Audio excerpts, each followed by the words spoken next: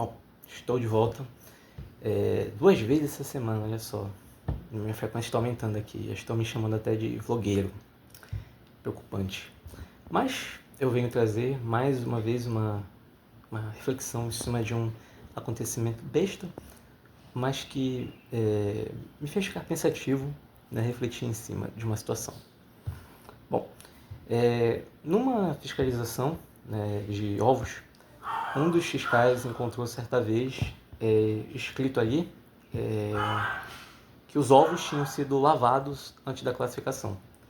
E aí, rapidamente, ele já foi, né, registrando ali uma infração sanitária, porque é proibido, né? Você não pode lavar os ovos antes da classificação e armazenamento, porque se você lava, a película do ovo é fina, então pode penetrar facilmente bactérias e comprometer, né, a qualidade do ovo. Até aí tudo bem, né? O fiscal estava ali mandando a sua infração sanitária e só que aí os responsáveis, né, da empresa foram conversar com ele, falando que não era isso que ele estava pensando, que estava errado. Ele falou, não, pô, tá aqui, ó, lavagem, não pode lavar o ovo, pô. Tá aqui, a instrução normativa diz que não pode. Mas aí o responsável técnico falou com ele e disse que aquilo ali era o método que eles utilizavam, era uma higienização a seco. Eles utilizavam escova rotativa com pano, que é um pano úmido, né? E a escova vai girando rápido e vai higienizando o ovo. E isso é autorizado. A instrução normativa porque é lavagem a seco, né? E aí, eles só tinham usado aquela palavra lavagem porque era o vocabulário que eles usavam na empresa. E aí, o que aconteceu na verdade foi um erro semântico, né? O fiscal, ele leu ali a palavra lavagem e ele tomou o sentido daquela palavra como sendo a lavagem úmida, com água.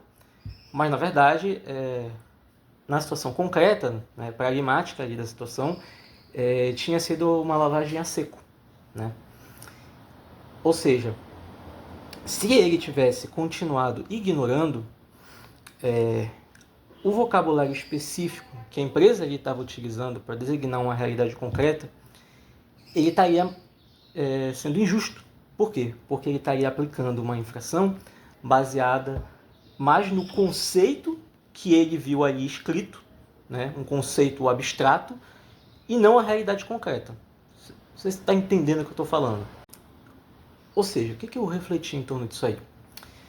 Que cada situação concreta, isso é uma coisa que eu já venho refletindo há muito tempo, na verdade, cada situação concreta, ela vai empregar os meios linguísticos adequados para expressar o que está acontecendo ali.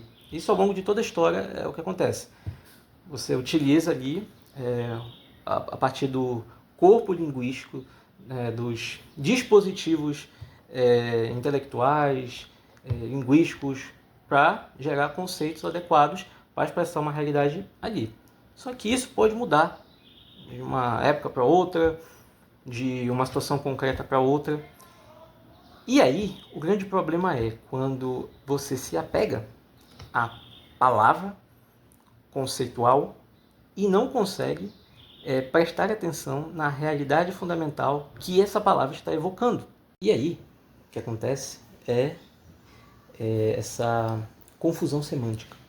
Ou seja, você tomar a palavra como a coisa em si, né? Você tomar o que está escrito como sendo a realidade última. E, na verdade, a palavra ela é apenas um signo, né? A gente utiliza palavras, né, para fazer uma ponte entre a realidade fundamental ali que a gente está percebendo e a sua conceituação, para você passar adiante. Porque é a partir disso que você tem comunicação, é a partir disso que você tem o estabelecimento de conceitos que são orientadores. Só que, na medida que você muda as palavras, não necessariamente você está mudando a realidade que você está evocando. Às vezes é a mesma realidade evocada, só que com outros signos. E aí um bom exemplo disso, que tem muito no nosso cotidiano, é, por exemplo, a palavra judiar. Para quem não sabe, a palavra judiar, né, Hoje significa você maltratar alguém, você ficar implicando muito com uma pessoa.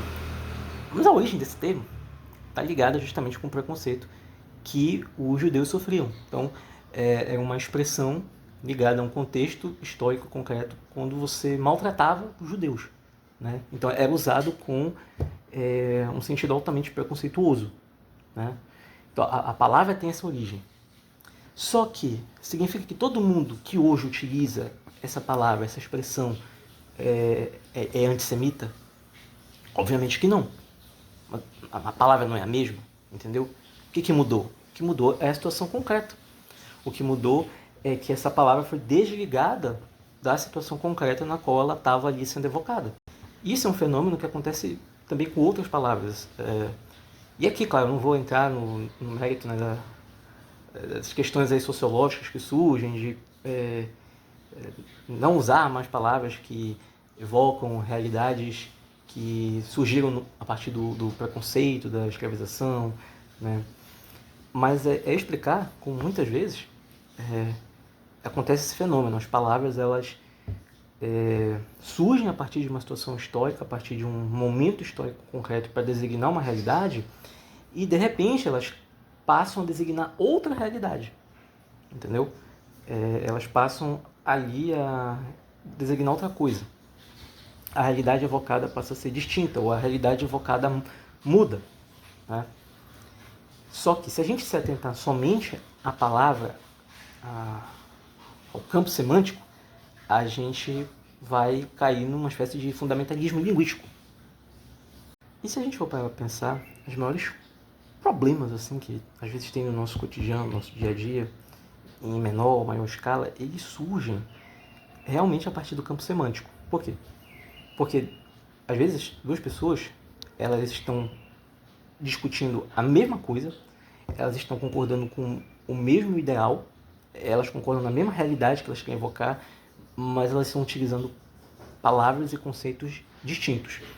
Ou seja, uma pessoa ela entende o conceito que a pessoa que ela está discutindo está falando de uma outra forma. E ambas partem do pressuposto que elas estão utilizando conceitos com o mesmo entendimento uma da outra, e às vezes não é. E assim, isso é muito comum de acontecer. E uma das premissas para que haja uma discussão nesse sentido é que as pessoas tenham com clareza que elas estão falando a mesma linguagem, que elas estão utilizando as palavras para designar a mesma realidade que a outra. Porque senão vai ter confusão, obviamente, né? Agora sim, imagina quando você... Eu comentei essa situação aí do que aconteceu com o fiscal, mas agora imagina quando isso se estende, quando esse fenômeno de confusão semântica ele se estende para outros campos. E aí as pessoas começam a debater em cima de conceitos abstratos. Camada e camada em cima de idealização ali da coisa, e as pessoas começam a debater conceitos, às vezes conceitos que elas não sabem mais o que significa aquilo ali, e ela vai repetindo aquilo ali. E normalmente isso nasce porque essa pessoa ela aprendeu esse conceito com uma experiência concreta que ela teve, boa ou ruim, sei lá. Hoje ela aprendeu de alguém. E aí ela passa a repetir aquela experiência baseada naquilo ali que ela aprendeu. E aí eu não estou falando que ela tem que desaprender, mas ela tem que entender que palavras sempre estão ligadas a uma situação concreta. Então, quando a pessoa fala de algo, a primeira coisa que tem que tentar pensar é o seguinte: tá bom, mas qual é a situação concreta? Ao que você está se referindo? Entendeu? O que você quer dizer com isso? É tentar clarificar. Só que, na maioria das vezes, as pessoas já partem da ideia de que aquilo que a pessoa está falando é literalmente aquilo, né? É uma coisificação. Tipo assim, eu sou maltratado no meu trabalho. Como assim? Você é espancado, você sofre preconceito, você é humilhado. Aí tu vai ver a pessoa, não me dá um café todo dia. E aí alguém pode falar e dizer o seguinte: mas tem que ter uma linguagem única, entendeu? A gente tem que dizer para todo mundo se comunicar da mesma forma para que não haja esse tipo de problema. As pessoas não fazem isso desde que teve o episódio da Torre de Babel, entendeu? A confusão de línguas. E seja isso aí histórico ou não, né? marcam um acontecimento que é comum aos seres humanos, que é a confusão entre o que eles evocam e o que eles falam. Então isso aí sempre vai existir, não tem como a gente uniformizar nesse sentido. As realidades que cada um vai estar imerso em cada época são diferentes e não adianta a gente tentar criar uma uniformização homogênea, entendeu? Não adianta, sei lá, dizer pro cara lá da empresa dele, muda o termo aí que tu tá usando. O cara já usa isso aí, sei lá, 10 anos na empresa dele. Mas aí pode falar assim, né? Podem falar assim, mas ele utilizou ali uma linguagem que não era muito clara. Se ele queria falar que o negócio era higienizado a seco, por que ele não colocou higienizado a seco ao invés de lavado? Então, a pessoa pode falar assim, mas a linguagem que o cara usou, que o fiscal entende, é mais clara. Então ele pode julgar a linguagem lá do pessoal da empresa. Beleza, é um ponto, concordo. Mas, vamos agora estender esse argumento. Ali a gente está falando de uma realidade palpável, de uma realidade concreta, de algo ali que foi convencionado. Né? Todo mundo convencionou chamar de lavagem, né?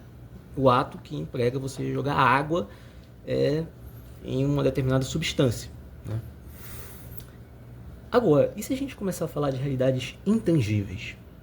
E quando a gente começa a parar para pensar que as categorias de pensamento, de linguagem que a gente usa para designar realidades intangíveis, elas foram herdadas.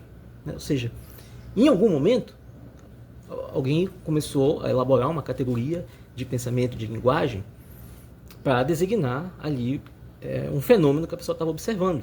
Né? E aí, séculos depois, se convencionou utilizar essa categoria de pensamento para designar esse fenômeno. Mas se de repente aparece alguém que usa outra categoria de pensamento, que também explica o fenômeno, mas explica a partir de outra categoria de pensamento, de uma mesma realidade ali intangível, posso falar que essa pessoa está errada? Absolutamente? Só porque ela não concorda com a minha categoria de pensamento? Só porque ela não raciocina a partir das minhas categorias de pensamento? E assim, eu não estou falando aqui de religião, não. Eu estou falando de fenômenos mesmo, entendeu? Do que se convencionou chamar, por exemplo, de inteligência. Hoje a gente tem esse debate aí, né, acerca da IA. E boa parte todo debate, na verdade, vem porque hoje as pessoas convencionaram chamar de inteligência uma série de características, uma série de correspondências que alguém um dia falou para elas que isso significava inteligência, mas, sei lá, no século XIII, né, os escolásticos, eles entendiam inteligência de outra forma. Né? Aí, lá na época de Aristóteles, eles entendiam inteligência de outra forma também distinta. E os chineses, eles entendem também inteligência de uma forma também absolutamente distinta. Né? E aí tu vai dizer que o chinês está errado. Ele só raciocina de outra forma, ele só tem uma categoria de pensamento de outra forma. Mas aí, parece que eu estou dizendo que não se pode alcançar a verdade. Claro que se pode, entendeu? Como é que a gente alcança a verdade quando a gente encontra categorias de pensamento diferentes? É chegar naquilo que é um consenso, ou seja, naquilo que ambos entendem como sendo aquela realidade fundamental. Por quê? Porque muitas vezes o grande problema está que não está se discutindo a realidade fundamental, não está se discutindo ali o que a pessoa está experienciando, quando se trata às vezes dessas realidades intangíveis. Você está discutindo conceitos. Não é tipo, eu não concordo com o seu conceito, porque eu elaborei o conceito de outra forma. Mas se eles falam da mesma realidade, é só uma questão de signos verbais, é só uma questão de categorias diferentes, mas a realidade é a mesma. Até se a pessoa levantar o argumento quando está lidando com realidades intangíveis, tipo, não, mas essa linguagem aqui é mais clara. É mais clara porque nós aprendemos a raciocinar dessa forma, entendeu? É mais clara porque nós já raciocinamos a partir dessa categoria de pensamento. Né? O chinês, para ele pensar como ocidental, é difícil, entendeu? Ele tem que pensar a partir da categoria de pensamento dele, porque já está ali no gene dele, já está no processamento da inteligência dele, raciocinar a partir daquela categoria, entendeu? Então, o julgamento de uma linguagem ser mais clara depende do referencial. Vai depender do referencial que está sendo utilizado. Claro, tem linguagens que elas são extremamente densas, herméticas e não são claras. Algumas são ambíguas, de fato. Mas aí a pessoa tem que fazer um esforço para conseguir penetrar nessa ambiguidade, para conseguir alcançar a realidade ali que está sendo colocada no fundo. Para todo debate, né, toda conversa, até que você tem conversa mais simples que você tem, né, seja no trabalho, seja com sua família, seja se você conversar sobre política, religião, sei lá o que, economia, você tem que ter a clareza que os interlocutores ali estão utilizando, eles compreendem os signos verbais um do outro e eles estão partindo da mesma realidade fundamental. Ou seja, eu estou olhando para o mesmo objeto, estou olhando para a mesma coisa, entendeu? Eu posso estar utilizando conceitos distintos aqui, mas a realidade é a mesma, entendeu? E é a partir disso que a gente tem o que? A mediação, o discurso, o debate, né? Para se alcançar ali uma verdade maior, para se esclarecer ali, às vezes, se um conceito não está expressando totalmente a verdade. E às vezes pode ser que com o passar do tempo, um conceito que era utilizado para exprimir uma realidade fundamental, ele já não consiga expressar. Seja porque a realidade histórica concreta, né, a situação ali, que permitia com que aquele conceito se tornasse manifesto e vivo, ela não existe mais. Então o conceito perde força. Um bom exemplo, né? Um escritor aí que eu gosto muito é o Fu Tong-Shin, Venerável Fu Tong-Shin. É um escritor que eu gosto muito, que ele é um bispo, né? Bispo dos Estados Unidos. E aí ele comenta muitas coisas acerca de vida espiritual utilizando categorias da psicologia, justamente para combater os erros da psicologia do Freud, Jung, mas ele utiliza daquele vocabulário, às vezes daqueles conceitos, para esclarecer eles para o pessoal católico. Ou seja, ele faz uma ponte ali, né, com os conceitos, por exemplo, da terminologia escolástica, da terminologia dos Santos Padres, mas ele utiliza a linguagem, né, da psicologia, justamente por quê? Porque as pessoas naquela época já estavam raciocinando a partir dessas categorias. E a confusão estava se instalando, né, entre muitos católicos por conta disso. Então ele viu o seguinte: se eu falar em outra linguagem, se eu utilizar em outros conceitos, as pessoas não vão entender aqui. Então eu tenho que pegar esses conceitos que estão sendo utilizados aqui e esclarecer eles para que eles evoquem a realidade correta, para que eles evoquem a realidade fundamental correta, para que as pessoas entendam o que está acontecendo. Então ele usou outra terminologia. Inclusive, tem muita gente até que fala assim, pô, eu entendo melhor vida espiritual quando eu leio o Fu Tong-Shin. Para mim parece que fica tudo mais claro. Mas por quê? Porque a gente já se condicionou a raciocinar dessa forma. Porque, para nós, é difícil pensar como, sei lá, um medievo, um cara do século XVIII, XIX. Entendeu? Por quê? Porque a gente já vive em outra realidade. A realidade já mudou, né? A realidade já mudou. Então, mesmo que eu fale aquele conceito que o cara utilizava naquela época, a realidade concreta, histórica, já não é mais a mesma, né? Por isso que as vestimentas mudaram, de certa maneira, a forma como a gente encara essas vestimentas mudou, né? E é por isso que, sei lá, é estranho, muitas vezes, quando a gente tenta raciocinar como os caras daquela época. A gente pode tentar entender os caras daquela época, mas sempre vai ficar um certo abismo, porque a gente não viveu como eles viveram, né? Ou um outro exemplo que eu vou dar, até o século XVII, eu acho, não tinha relógio, não tinha esse relógio como a gente usa hoje, né? Por quê? Porque o tempo ele não era quantificável. Você não tinha como quantificar o tempo em minuto, segundo, né? Isso aí muda com Newton. Ele passa a ver encarar o tempo, né, como podendo ser quantificável a partir do espaço. Mas antes não tinha relógio, as pessoas se orientavam de outra forma, elas encaravam o tempo de uma maneira totalmente diferente. Para nós hoje, é impossível encarar o tempo daquela forma. Hoje a gente, né, até como eu falei nos stories anteriores, para nós o tempo hoje é encarado de uma forma fatorada. de uma forma quantitativo-numérica, né? Por quê? Porque a forma como a gente vive hoje a realidade, encara hoje a realidade, é distinta. Não tem como... eu consigo me aproximar daquela forma de encarar o tempo? Consigo. Mas sempre vai ficar o abismo. Mas se eu for pro mato, entendeu? E viver longe da civilização, eu não vou precisar de relógio? Será que não? Para tu ter serviço de água, serviço de energia elétrica, né? Serviço de internet, de alimentação, tudo funciona a partir de hora, entendeu? Eu vou plantar, vou fazer minha própria comida e tal. Tu vai sempre depender hoje da quantificação do tempo. Porque a realidade que tu está imerso é essa. Porque hoje o ser humano ele não vive atomizado, entendeu? Ele pode até querer se atomizar, ficar sozinho, mas a realidade que ele está imerso não vive dessa forma. E o ser humano ele é um ser social, entendeu? A não ser que a pessoa vai viver com lobo, vai viver com animal, entendeu? Se animalize. Mas aí é outra história, entendeu? Isso tudo é para perceber como a realidade na qual a gente está imerso, como as categorias de pensamento que a gente utiliza, como os dispositivos tecnológicos, dialéticos, linguísticos, tudo isso molda o nosso pensamento, né? Lembra que eu falei no Stories 2 dias atrás que a gente aprende a raciocinar, entendeu? O nosso raciocínio, a gente hoje está aqui raciocinando, vocês estarem raciocinando na casa de vocês aprenderam a raciocinar de uma forma, vocês aprenderam a sentir as emoções de vocês de uma forma, entendeu? Foi um aprendizado, é um condicionamento.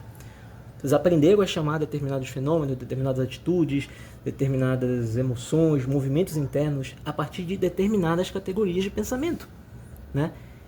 E em certo sentido, essas categorias de pensamento, elas não são absolutas, entendeu? Por quê? Porque elas são linguísticas, porque elas surgem a partir de uma situação concreta histórica. E voltando ao exemplo lá do fiscal, foi mais fácil ele conversar com o responsável técnico para entender que ali havia tido uma diferença semântica que expressavam realidades diferentes, né? Do que simplesmente ele forçar, né, como se ele fosse um louco, e aplicasse uma infração sanitária simplesmente porque é o que está escrito, né? É o que está escrito isso, então, porque na minha cabeça significa isso, porque evoca essa realidade última, então vocês vão merecer essa infração aqui. Não faz sentido. Realmente não faz sentido, porque você vai estar criando ali uma briga que não é pela realidade da coisa. É simplesmente uma briga de conceito, que você quer impor ao cara da empresa, né? E ao mundo, às vezes, que raciocina a partir do mesmo conceito que tu, né? Por isso que é mais fácil, vamos conversar aqui e entender o que você quer. Vamos conversar aqui, não, beleza, realmente você quis dizer isso aqui, então, infração suspensa, né? Por quê? Porque, em certo sentido, você não pode uniformizar o pensamento do outro. Você não pode uniformizar. Você pode fazer que aquela pessoa entenda a mesma realidade que a sua, que ela compreenda essa realidade, né? Que essa realidade também não seja falsificada, né? Que é um ponto que eu também talvez não tenha falado aqui. A realidade ela pode sim ser falsificada, que é quando a pessoa tem uma interpretação errada, né, acerca da realidade e ela teima com aquilo, né? Mas novamente, a gente tem que diferenciar quando são realidades, fenômenos empíricos, né, constatáveis, né, corpóreos, e aqueles que são intangíveis, né? Enfim, é um debate aí que se estende bastante.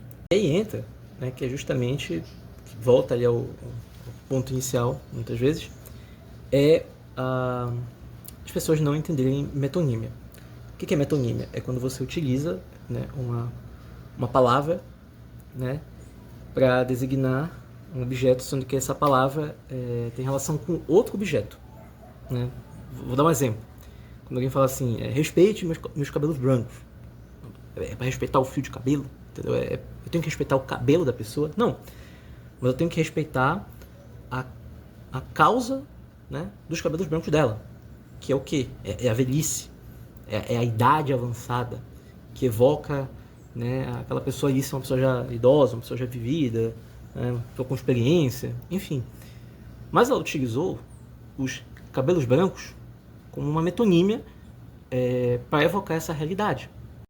É por isso que o pensamento literal, né, ele pode conduzir a graves erros, justamente por conta disso. Por quê? Porque o pensamento literal ele não vai entender a metonímia. Ele vai olhar a metonímia, né, ou seja, essa figura de linguagem, e ele vai coisificar. Né? Ou seja, no exemplo anterior, ele vai... eu tenho que respeitar então teus cabelos brancos. Por quê? Entendeu? E se eu raspar eles, eu não vou mais te respeitar? Né? Eu não tenho mais que te respeitar se eu raspar os teus cabelos brancos? Entendeu? Então, é um símbolo ali, entendeu? É um símbolo para uma realidade que ele está evocando. Mesmo que você abolir o símbolo, você não abole aquela realidade fundamental. Pode usar outro símbolo. Né? Respeite as minhas rugas. Né? Respeite o meu reumatismo. Né? Respeite o meu joanete. Pode utilizar como símbolos. Por quê? Porque você sumir com um símbolo, você sumir com aquela linguagem, não vai fazer sumir o objeto, não vai fazer sumir o fenômeno, não vai fazer sumir a realidade última. Não, vai apenas sumir, às vezes, a linguagem que você podia usar para empregar aquela realidade. Aí tem que surgir outra, pode surgir uma outra palavra para designar aquele objeto, né? E isso aí muitas vezes foi o que aconteceu ao longo da história, quando determinadas palavras começaram a não designar mais aquela realidade fundamental, começaram a utilizar outras palavras. Né? E muita confusão já ocorreu por conta disso. Né? E tem povos aí que nem tem uma categoria fixa. Né? Parece que os orientais eles não têm muito isso aí, né? Os chineses. E essas reflexões acerca desse tema, elas vêm de uma pessoa que é extremamente literal, que sou eu. Eu sou uma pessoa que eu sou muito literal. Né? Eu tenho um pouco essa tendência de quando a pessoa fala uma coisa para mim, eu tendo a interpretar aquilo de forma literal. Por quê? Porque eu presto muita atenção nas palavras, na linguagem. É por isso que toda vez que uma pessoa fala uma coisa, eu às vezes falo assim, não, o que você quer dizer com isso? Né? Você quer dizer isso aqui ou aquilo ali? Porque às vezes as pessoas partem, né, do senso comum, né, ou seja, do convencional, que todo mundo entende. Né? Todo mundo entende quando a pessoa utiliza aquela expressão, todo mundo vai entender a realidade que ela está querendo evocar. Mas às vezes não, tem gente que não entende, tipo eu, às vezes eu não vou entender. Na maioria das vezes eu não entendo. Aí eu preciso que a pessoa me esclareça, né? Por isso que todo mundo me perdoa assim, mínimos detalhes. Mas aí, isso me fez, né, quando eu percebi essa minha deficiência, a estudar. Né? Ou seja, eu comecei a estudar mais língua portuguesa, eu comecei a estudar mais essa questão de signos verbais, às vezes até entender os contextos, ou seja, quando tu falas isso aqui, evoca esse tipo de contexto. Quais outras expressões eu posso usar para evocar o mesmo contexto, né? Até numa zoação, numa brincadeira, às vezes eu não entendia, né? E isso me fez ter muito mais atenção a qualquer conversa. Eu prestar atenção no que a pessoa está dizendo, aos signos verbais que ela utiliza, como ela se refere a determinadas realidades fundamentais, porque a pessoa aprendeu a raciocinar daquela forma, ela aprendeu a ter um sentimento daquela forma, entendeu? Então, por conta, acho que dessa minha deficiência, né, eu consegui ter ser muito agudo na observação. Assim, para finalizar, né, eu coloquei essas reflexões aí, né, umas reflexões que eu tive, porque de uns tempos para cá, né, eu pude perceber que a minha forma de pensar, né, a realidade, as coisas, a vida, ela é meio elástica. Ou seja, eu tendo, às vezes, a mudar as minhas categorias de pensamento. Né, eu tenho esse dinamismo. Então, muitas vezes, a pessoa pode estar falando comigo um negócio, eu posso falar, eu acredito nisso, na forma disso aqui, isso aqui, sabe? E 6 meses depois eu posso estar tendo uma outra forma de pensar. Entendeu? Tipo assim, a minha crença é a mesma, mas a minha forma de expressar aquilo ali muda. Entendeu? Por quê? Porque eu gosto desse dinamismo. Né? Mas enfim, é isso. Eu acho que ficou muito longa essas reflexões. Né? Mas tá aí para vocês, se tiverem interesse, né? Pensar como situações simples, elas podem até trazer problemas se a gente não entende essas categorias.